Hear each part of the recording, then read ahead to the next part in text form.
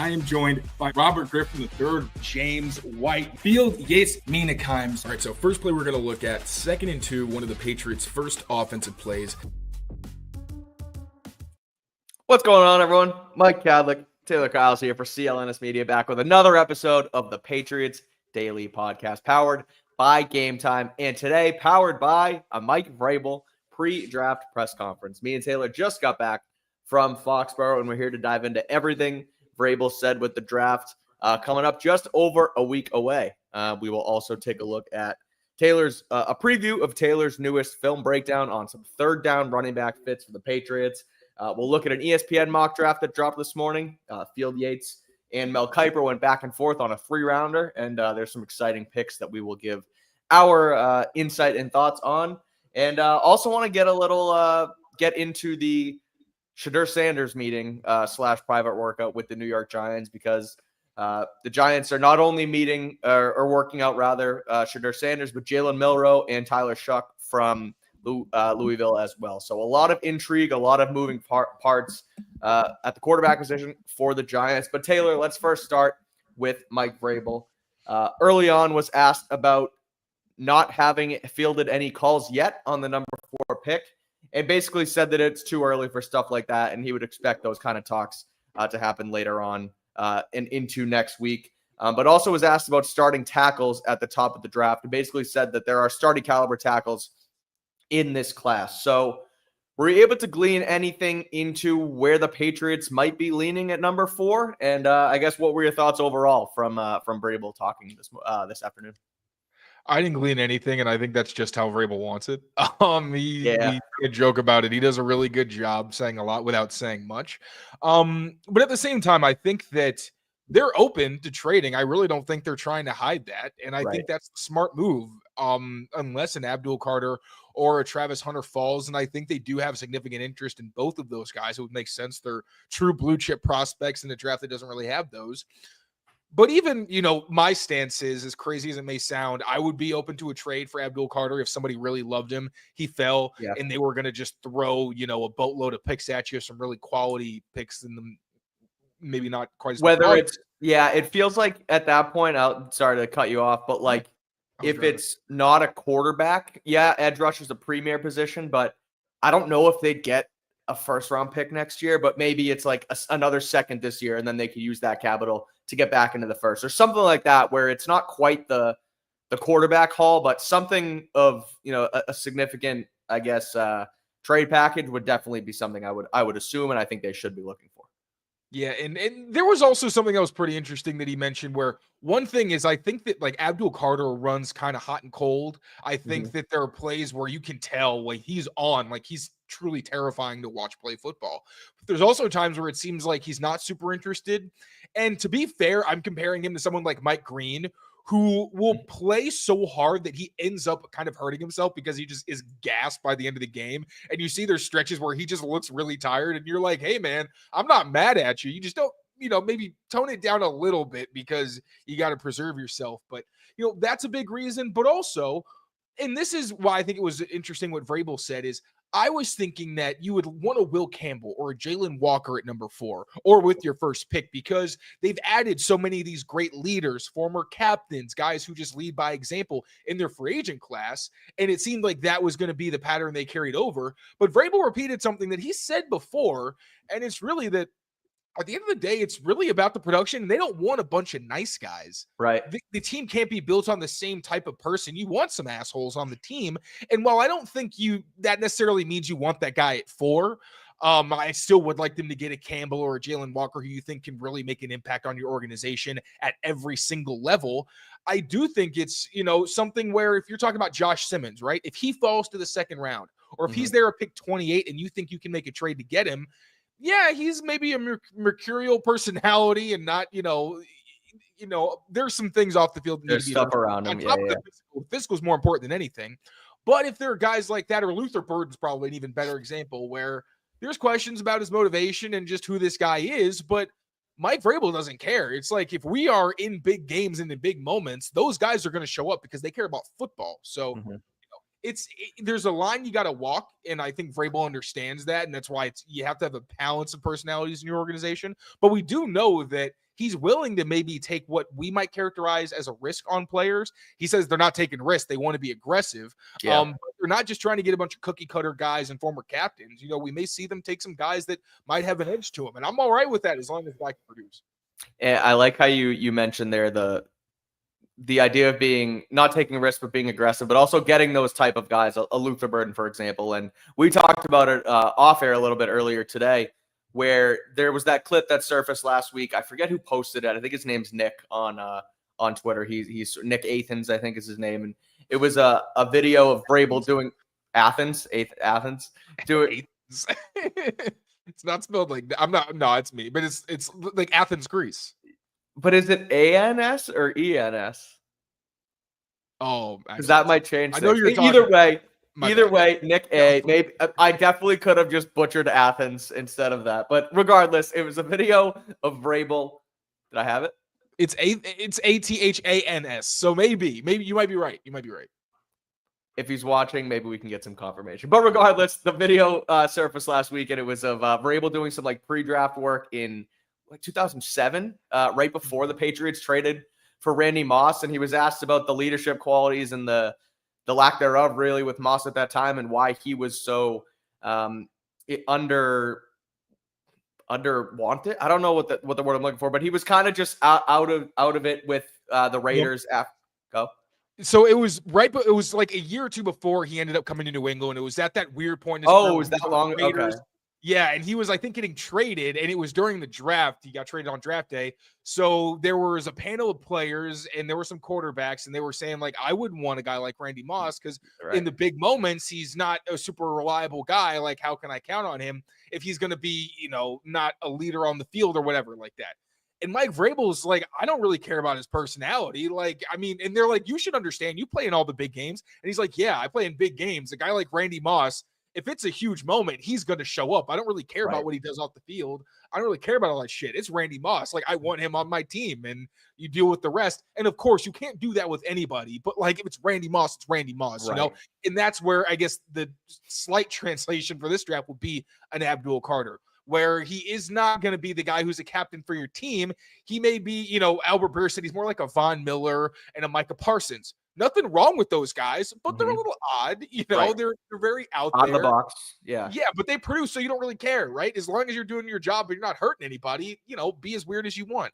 So, and that's nice to know, because you don't want a coach who's closed-minded and only wants Boy Scouts. Because you get a bunch of Boy Scouts, the Ravens are going to come punch you in the mouth, and you're not going to know, what's what. You're going to be looking up at the stars. Exactly. The other aspect there too was the production and looking at the analytics, but also just the numbers of what these guys do in college versus the pros, and how there's not always a straight line between guys who rack up sacks and succeed in the NFL, and then vice versa.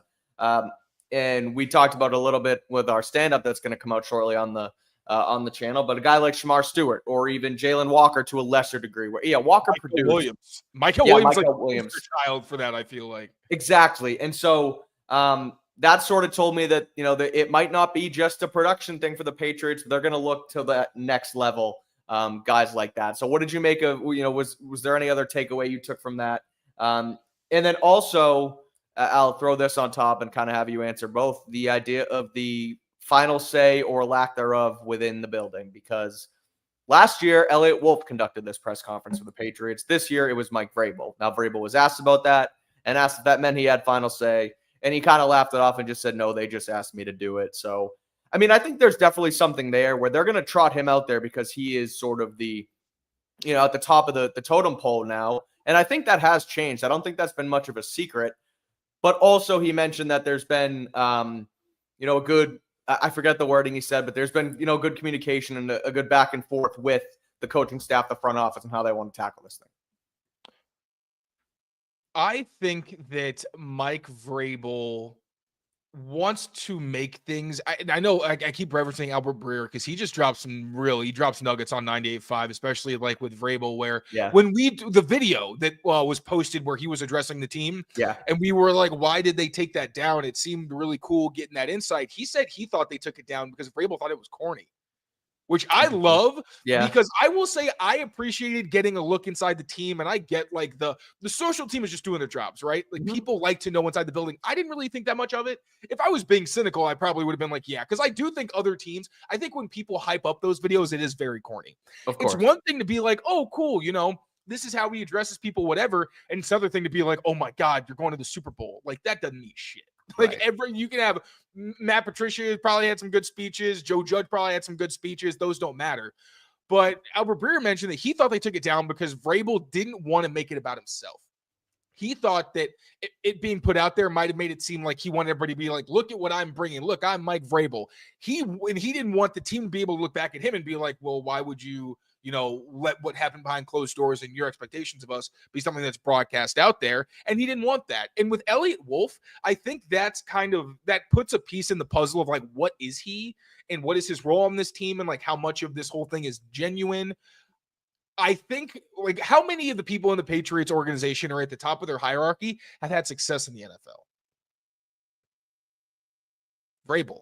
Yeah. Right. Elliott Wolf, like obviously he's drafted some good players, but with this team, Elliott Wolf does not have this long track record of success. Mike Vrabel has won Coach of the Year. Right. And in his last stop, we know that a big part of the reason things fell through was because he didn't have enough organizational power. And when asked about how much power he has, Vrabel doesn't really address it directly.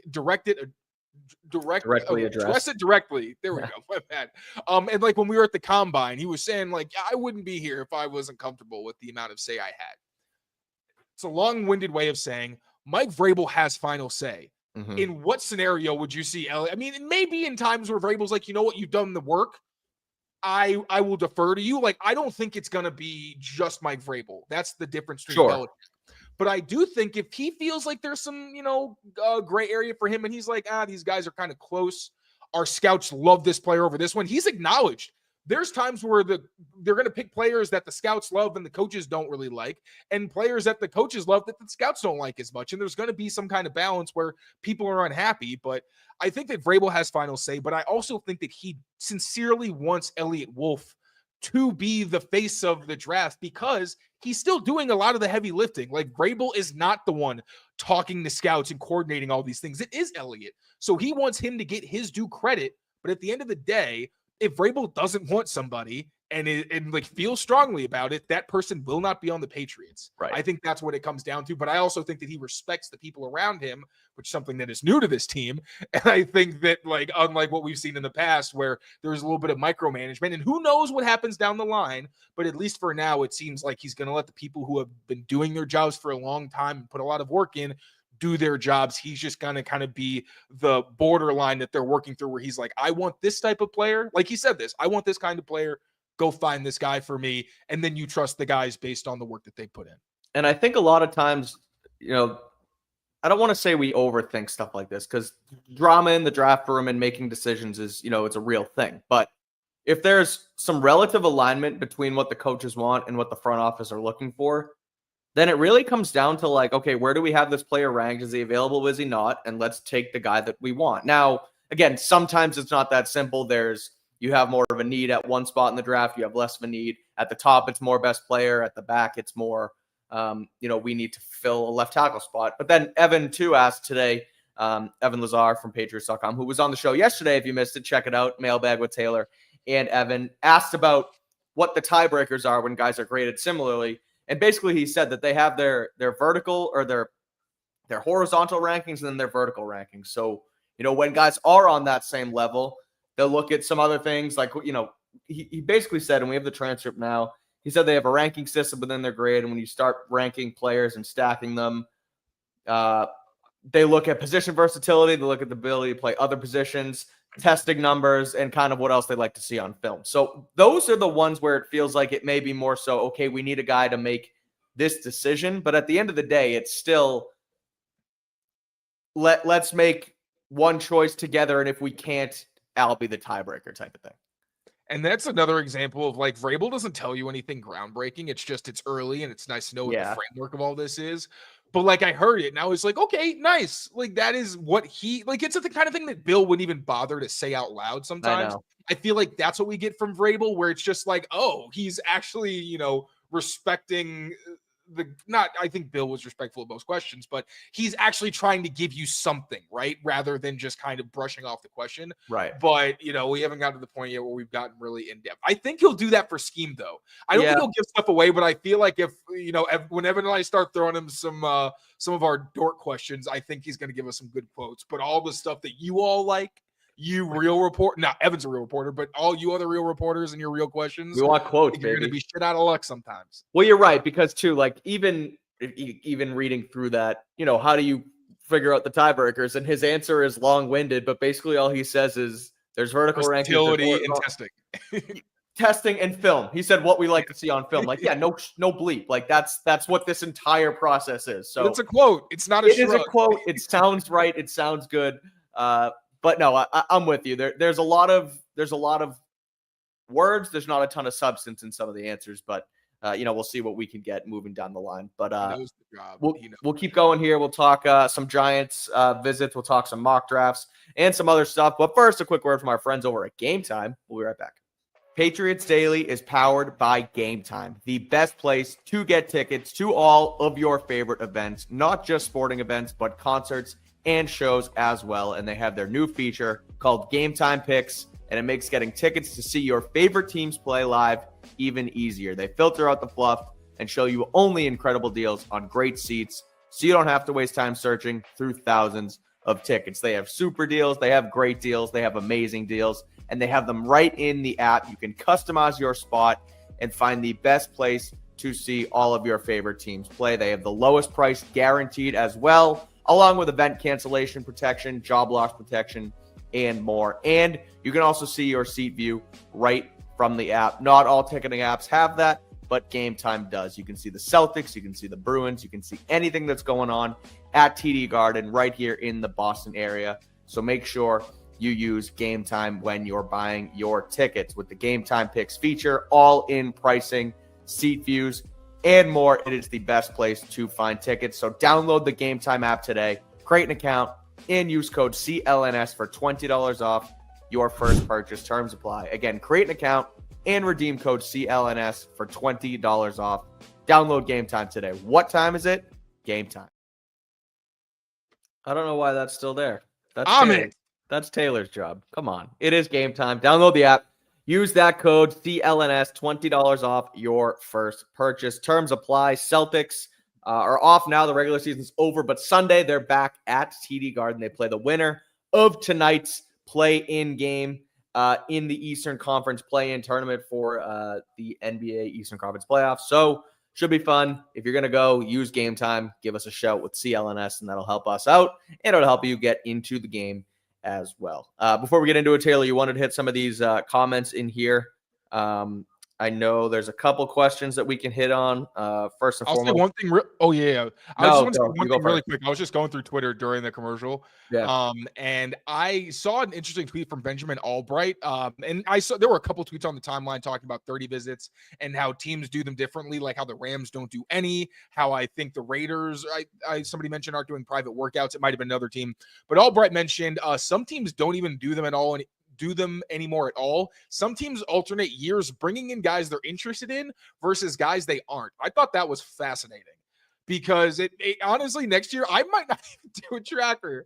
I might just look it up and see if they actually did have a connection, because it would be so frustrating if I did a whole thing, like, whatever it would be, like 56, 60 names or whatever. Yeah. And literally all of them were fake. Obviously, this year will give us an idea of what it might be, but I just thought that was really interesting that it varies that much. I thought there was some subterfuge or whatever, but that's full on. Like, some people don't even care.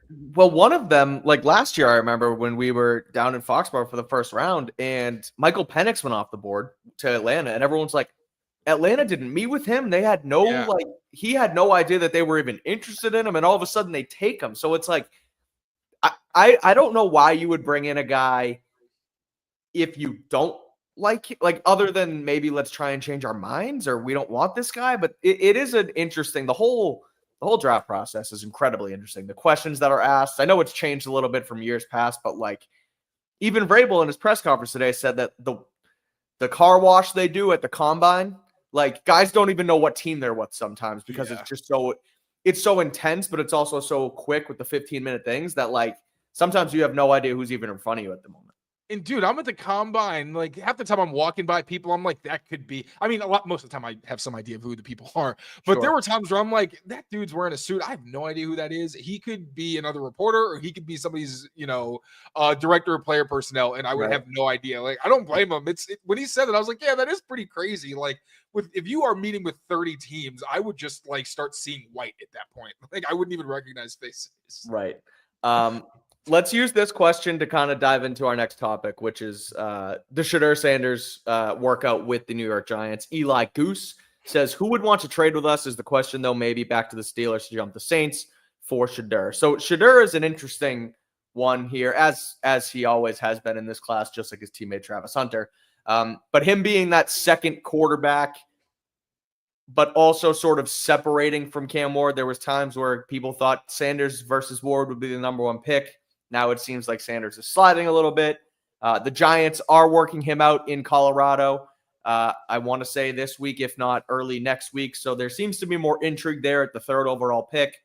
But they're also doing work on Jalen Milroe and Tyler Shuck, which tells me that this is more of a, if Sanders starts to fall, maybe we trade into the first round and go get that guy. I do also wonder if there is some back and forth, a split within the Giants, whether it's ownership, whether it's GM, Joe Shane, Brian Daboll butting heads. Some people want Sanders, some people don't, and it kind of probably depends on where they actually want to take him. But if the Patriots could trade back, is there a chance that it is for the Steelers? Is it a chance it's for the Saints, who maybe the Saints want to jump, the Las Vegas Raiders, who have a connection with Sanders? Brady and Sanders have worked out together in the past. And yeah, they did just sign Gino to an extension, but they also need a quarterback for the future. So there's a ton of moving parts. Long story short, your thoughts on this question, plus Shedeur Sanders and where he kind of slides into this draft class.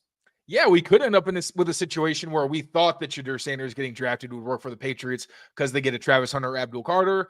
If that's not realistically on the table, then yeah, I think a really great situation for the Patriots would be getting some more picks for some team that really does want to get Shedeur. And as much as I do like Will Campbell, I really have resigned to the fact that he's probably going to be the pick. I don't have any sources or anything. It just feels like it makes way too much sense at this point. Like, truly, I would be not stunned, but pretty surprised if it wasn't Will Campbell. But at the same time, they went back to 9. Like they said, there's players on the board and starting tackles, at least, in this draft. Ozzie Trapillo, he's probably more of a right tackle. That's not a great option. But Donovan Jackson is someone who really showed he could hang at left tackle, went all the way to the National Football Championship and won. And now Dane Brugler has him in the beast as a left tackle, which was kind of one of the things I was curious about as one of the things you get later in the process as Nuggets kind of start to dwindle away. And obviously like Membu if he slides or whatever, but that is really a potential best case scenario that you could get if you don't end up in a position to get a Travis Hunter or an Abdul Carter. Hey, you end up just getting, not a king's ransom, I'm not going to get crazy about it, but if some team really does think that Shedeur can be future face of their franchise, then maybe you end up benefiting from it, but also I would love to spread some propaganda and be like, oh, the Giants, you like Shedeur? Right. To dinner? You got the expensive steak? I don't know if he's old enough to drink wine, but I mean, it's one of those things where it feels. I'm excited for the draft, but I also can't wait for it to be over. Like yesterday, all the insiders, the Pelisseros, the Schefter rap sheet, all at the same time, they all tweet that there's a New York Giants workout with Sanders, and like, it's this breaking thing that comes from the agent. It's a huge deal, whether that's to bump the draft stock, whether that's to help the Giants, who knows? But like, even when you were just talking about the Ozzie Trapillo, is he a left tackle? Is he a right tackle? Is Armand Membu a right tackle, left tackle? Will Campbell, are his arms like, I just kind of can't wait for it to be over and just see where this team is eventually. But at the same time, the Sanders thing is interesting. You mentioned the trade up and the King's ransom. We just talked about it with Carter. If it's for Sanders, I feel like there's more of a chance that you do get more because you can kind of bump the price if it's a quarterback. Now, you can also only bump that price if there are other teams. This ain't the usual quarterback tax. Exactly. It's not the usual top of the draft. Right. There might not be other teams looking, so it could just be a one and done. This is what you're going to get. If not, we'll wait and nobody else is going to need to go up and we can just sit and pick anyway. But the Sanders workout mixed with the news last week, which I don't think maybe we touched it on this show, the Friday AMA. I forget what time we did it versus when it broke. But Derek Carr looks like he might not be able to play at all this season for the Saints. So they now have that need at number 9. Which I saw people saying like, oh, they're going to get Shador, but I kind of agreed more with the people that were saying, good, now you can tank for real. You have every incentive to just load up the rest of your roster, get the best players for whatever quarterback falls to you, because you're probably going to get the top pick, because the Saints are in cap hell. Anybody who says cap is crap, the first team everybody points to is the Saints. It's like, yeah, you can ignore it if you want, but they don't have an owner who's willing to spend the amount of money it takes to truly call the cap crap, and they aren't forward thinking enough, like the Eagles, where they have like Howie Roseman. Yeah. I don't know. I got him confused with somebody else for a second. But like someone like Howie Roseman, who knows how TV works, and he understands, oh, we're about to get a huge deal. I can put all this money into 2027 because the cap is going to shoot up, and all this dead money is not going to mean anything because I'm basically going to have a reset. And so you could maybe see them benefiting from that kind of thing if they just decide to completely lose out. But then you're looking at, oh God, the cats are back. Dude, yesterday my cats were all over the place. They were both just like fighting and stuff back here. It was a trip. Oh my God. Lost my train of thought. But I wouldn't be so quick to think that the Derek Carr injury means that the Saints are going to trade up for a quarterback. It could mean that they are just like, you know what? I don't love these quarterbacks, and this is the opportunity we have to truly reset the franchise in a way that they desperately need to, because they are just one of the most tone-deaf teams in football. It's alarming. I would leave the beat if the Patriots turn into the Saints. Truly, I would. It's insufferable. You're right about the cap is crap versus not crap crowd, and like it. Again, it's one of those things. You said it. You need money to front, and you can circumvent it if you have ownership who's willing to do it, and a smart GM, and they've kind of just kicked the can and not been able to recover from it. So you're right. They are in that cap hell. Plus the Derek Carr thing. It feels like you're right. Maybe it's not take the quarterback, but rather let's reset this thing and really kind of fix this. New head coach. I know Loomis is still there as the GM, but we'll see what happens. But there is definitely intrigue around the Sanders thing and what the Giants are doing in general, because it's clear that they are doing some quarterback homework, even though they have signed Jameis Winston and Russell Wilson so far this offseason. Should we wrap it up with some questions while I hold the baby? Yes, but before we do, Taylor, let's look at what you did on the top third down running back fits for the Patriots. This is a premium video here on the channel. We do now have a premium subscription service on Patriots Press Pass. There are 3 tiers, and the big draw right now is all of Taylor's film breakdowns. He's done them on a ton of position groups heading into the NFL draft, as far as where the Patriots are picking and what they might be interested in, and these will continue moving forward. So check them out. And without further ado, here's a look at the most recent one Taylor put together. This is just a sneak peek. If you want to see the full one, subscribe to the channel and get those premium tiers. But here is a sneak peek of Taylor's latest breakdown. Today, we're looking at the most QB-friendly third down back options in this year's draft class, with an eye towards adding versatility and reliability to the Patriots running back room. Arizona State's Cam Skattebo is one of the most beloved prospects in this draft, and he earned it with the highlight and accolade-filled final season. The 23-year-old was named a first-team All-American in 2024, 2 years after being named Big Sky Offensive Player of the Year while at Sacramento State. Skattebo wins with excellent vision and contact balance, as well as tone-setting physicality and rare versatility. Not only did he contribute as a rusher, receiver, and blocker, but he also threw passes, punted, and has experience on kickoff coverage. Skattebo's well-rounded skill set was on full display during his offensive MVP performance in the Peach Bowl against Texas. He ran for 143 yards and 2 touchdowns on 30 carries, with his longest carry going for 33 yards. He also caught 8 passes for 99 yards, including a long of 62, and threw some strong blocks in pass protection. Skattebo even caught a deep pass off a double move while aligned outside the numbers, and he threw a 42-yard touchdown pass. Concerns around Skattebo include his long speed, his 10 fumbles over the past 3 seasons, and inconsistency in pass protection. He needs to be more accurate as a blocker and work smarter, not harder, to eliminate threats.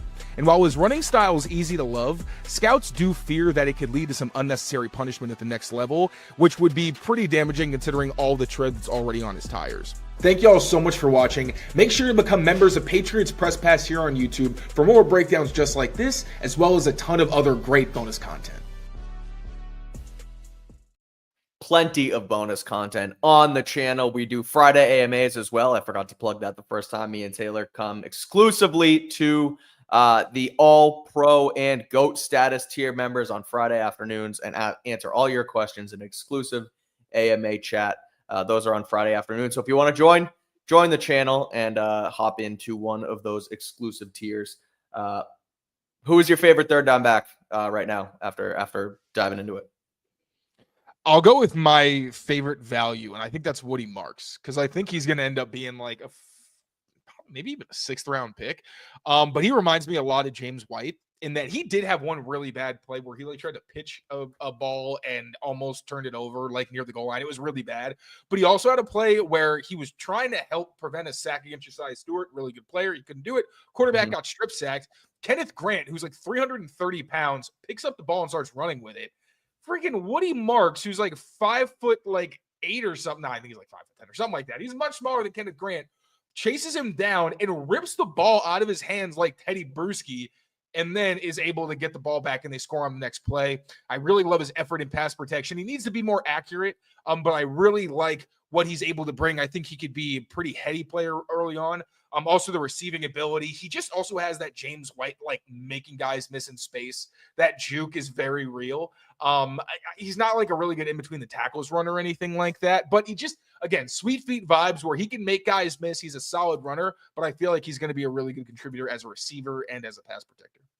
You mentioned Kenneth Grant, so let's talk about the mock draft from ESPN today before we get into questions. We'll quickly throw this on the table. Kuiper and Yates went back and forth for a 3-round mock draft and came away with the Patriots taking Will Campbell at pick number 4, Kenneth Grant, defensive tackle out of Michigan, at pick 38, Kyle Williams, the wide receiver out of Washington State, at 69, and Wyatt Millam, the guard from West Virginia, at 77. So I guess I'll ask you point blank, if that was the haul, if that's what they came away with, the first 4 picks, no trades, just took those 4 guys, would you be happy coming out of day 2?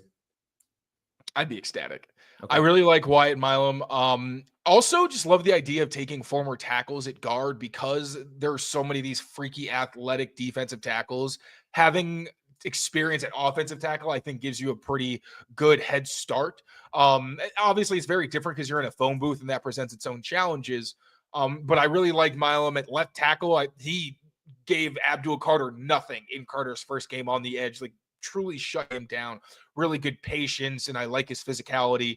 So him next to Will Campbell, if that's the left side of your line, I'm genuinely very excited. Like, that's where you're saying, okay, Patriots need a long-term answer at right tackle, and maybe they should, take a center as well. But the left side is not the weakness it looked like. It might actually be a strength. Kyle Washington was one of my favorite fits on day 2 at receiver. I think he brings the verticality and also the ability to win off the line that they haven't had as an outside receiving presence in quite a while. Also, I think he'll be a pretty versatile player, but just explosiveness at every level from him. And then there was one other player. Who am I missing? It was Will Campbell. Oh, Kenneth Grant. Kenneth Grant, yeah. Just a massive dude. I want them to get a nose tackle who ideally could develop into somebody who could also be an upside pass rushing type. And a lot of this depends on Christian Barmore. Like, if they think he's going to play, then I think Kenneth Grant would be a bit of a wasted pick. But if that's a big question mark for them, I would love to get a nose tackle that is your guy for the long haul alongside Milton Williams, and then you can rotate Keon White in some obvious passing situations. And on the that left side of the line thing, here's a question from the chat. And we talked about this a little bit off air earlier this afternoon. But if Campbell isn't a left tackle, which we think he is it really the end of the world if our guards end up being Will Campbell and Mike Onwenu? That's probably the best guard duo in the league without research. Which we talked about it, but it's a little rich to take a guard at 4, as we know. But it's almost like, and I think I heard this on the radio, I forget where yesterday. It might have been on EEI, but you're almost drafting 2 players in one, where you take Will Campbell, and if it doesn't work at tackle, it's not like he's a bust. He's just going to be an awesome guard, and it still sinks that you took him at 4, but it feels like a bust-proof player. So is that kind of why you're warming up more towards taking him at 4? I just want him to stick a tackle, to be honest, because I think it's not talked about enough how the fact that him moving inside would be a projection. And that, yes, he might have the athleticism and everything, but there was also concerns about like his stance, or he's very upright. And inside, you make contact a lot faster. And with that stance, if Kenneth Grant gets in his pad, he's probably going backwards. Like, it's just, that's the unfortunate reality. And it's just a very different game inside where, yeah, for some people it can be easy. But if we're going to say, oh, Armand Membu can't flip sides, Right. well, I think also question whether or not Will Campbell, even though some people might find it easier, can play a totally different position. So he can play left tackle. The question has never been whether he could play there. The question is whether he had the upside to justify the pick. But now I think we have come to the point where we all understand. While this draft has very good depth, especially on day 2, where like you can get starters legitimately. I think the Patriots come away with like 3 or 4 starters. It's just at the top 5 picks, it's not a great place to be because you're not getting that like, oh, he's going to be a Pro Bowler. It's not really a projection. He would have to really bottom out. With Will Campbell, you're like, yeah, he might have like 1 or 2 Pro Bowl seasons in him if he really just is on a tear, but it's unlikely that he's going to be a perennial Pro Bowl type the way you'd like for somebody at the 4th pick. Yeah, I am. Sorry, I'm with you. I'm also just trying to load up our next question. But yeah, I kind of think I agree with the don't just have guard in the back of your head the whole time. Like, play him at tackle, and if it works, great. And if it doesn't, like, don't.